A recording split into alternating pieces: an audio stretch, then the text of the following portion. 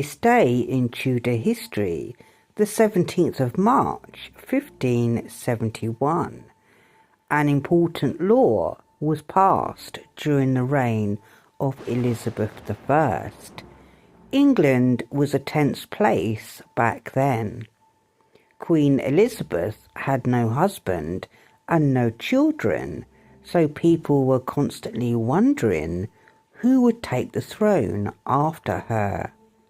Some thought her cousin, Mary Queen of Scots, should be queen instead. To protect herself, Queen Elizabeth and her parliament made it treason to claim that anyone else had the right to the English throne while she was alive. Even with that law in place, tensions didn't disappear. Over the years, several conspiracies formed around Mary, including the famous Babington plot, which aimed to remove Queen Elizabeth and put Mary on the throne. Eventually, this led to Mary being executed in 1587. Elizabeth knew she had to act. Words, rumours and letters could be just as dangerous as armies. That's why Parliament passed this Treason Act of 1571. This law made it a crime to claim that anyone other than Elizabeth had the right to the throne while she was alive. It wasn't just about silencing critics, it was about survival. Saying the wrong thing could get you arrested, imprisoned, or even executed. It sounds extreme today, but in Elizabeth's time, political words could act literally to be life or death. The law had also a deeper purpose. England was still recovering from religious upheaval. The country had switched from Catholic under Mary I to Protestant under Elizabeth, and not everyone accepted the change. Some Catholics saw Mary, Queen of Scots, as the rightful ruler and quietly plotted to replace Queen Elizabeth. By making it treason to speak in favour of another claimant, Elizabeth was trying to stop these plots before they could get any greater. Even with this law in place, danger didn't go away. Over the years, there were several plots to assassinate Queen Elizabeth or put Mary Queen of Scots on the throne. One of the most famous was the Babington plot. In that plan, a group of conspirators tried to kill Queen Elizabeth and free Mary to rule England instead.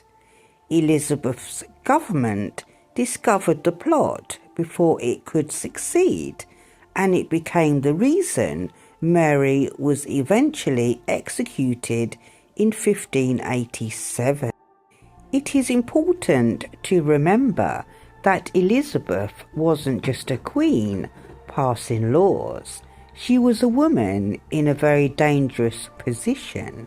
She had to balance religion, politics, and a personal survival. Her enemies weren't just foreign kings, they were also people inside England plotting in secret. The Treason Act of 1571 was her way of asserting control and protecting the crown, but it also shows how intense life could be in Tudor England. This law also shows how powerful words were at the time.